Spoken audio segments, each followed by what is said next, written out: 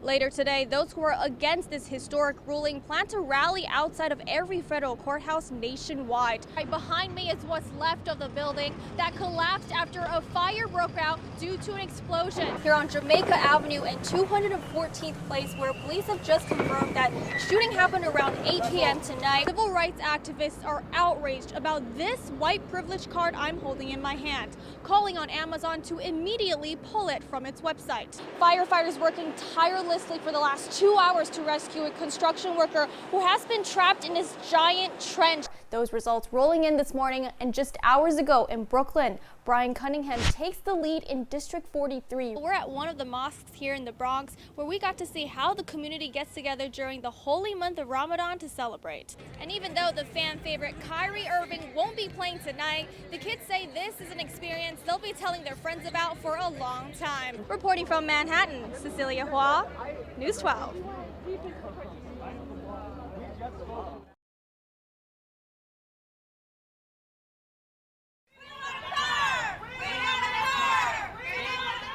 Outcries from frustrated drivers whose cars have been stuck in this Fordham parking garage for more than 4 months. I don't understand how it takes 4 months or over 4 months for you to fix a parking lot. We're paying for this service, for our cars to be secure, and our cars are not secure. The car elevator in the garage has been down since February. That's when the Department of Buildings says a car and a freight operator fell into the elevator pit.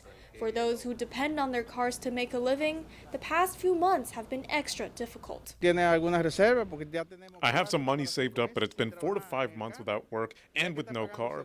You have to pay insurance. I'm paying $547 for insurance, and I'm not generating an income. Car owners tell me the garage is still open for business, allowing cars to come in and out on the first floor. But they're demanding that the garage be shut down and for management to fix the elevator immediately. 1, 2, 3, 4 floors. Maybe 100 something more. So it's over 100 cars up there. You know? And they still making money. Yeah, they don't have no respect. We've reached out to the management, Rusi Holding Corporation. The elevator is not being repaired. It's a brand new elevator being installed.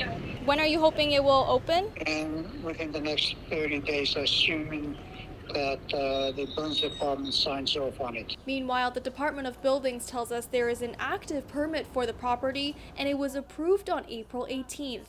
As for the stranded drivers, they tell us they're now looking to take legal action against the garage. In Fordham, Cecilia Hua, News 12. How is it that I can live in the literary capital of the world and not have a bookstore? Titled 1.5 Million.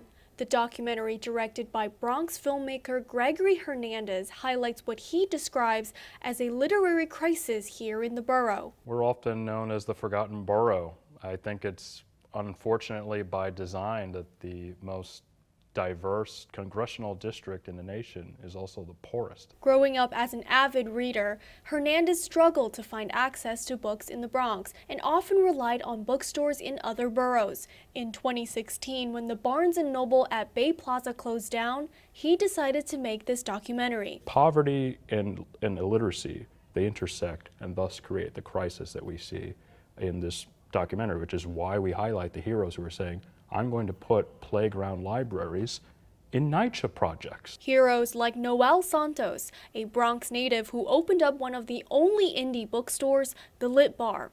The documentary took over 5 years to make and premiered last month. A lot of the time, kids don't like to read simply because they're being told to read or because it's an assignment. You know, it's something that you have to do. It's a work, it's a chore. But now there's these events happening that's like, oh, reading can be fun and enjoyable, and it can be something to be excited about. Hernandez and his team hope that kids will watch the documentary and be encouraged to pick up more books. And I think this documentary will hopefully highlight those heroes so that way we can get more funding to them and to Bronx nonprofits and our library as a whole. I'm excited and I'm optimistic, but we still have work to do. Hernandez hopes to bring his documentary onto streaming platforms and enter in film festivals. In Fordham, Cecilia Hua, News 12. It's the Eye of the Tiger, or the Year of the Tiger. And today on the streets of Park Slope, all are welcome to join in on the celebrations. It's the biggest holiday for many people living in Asian countries.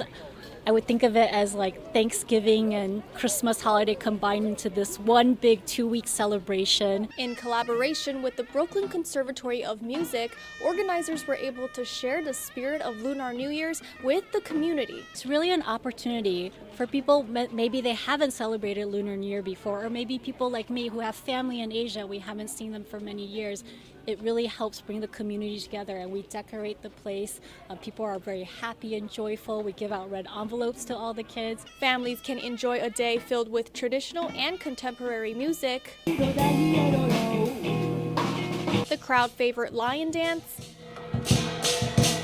and other traditional Chinese games and crafts, such as writing calligraphy on lunch bags for meals that will be delivered to Asian elderlies who are struggling during the pandemic. And for one family who just moved back to New York from Hong Kong, it's like a little piece of home. It's like as close as we could get to having everybody together to celebrate. And so, especially in a place where we don't know anybody, we haven't been here in 7 years. It's nice to be back and celebrate with other people and join in the festivities. Well, I took the time to write my own lunch bag, and it says 五福临门,四季平安, which roughly translates to may fortune arrive at your door and peace during the 4 seasons. In Park Slope, Cecilia Hua, News 12.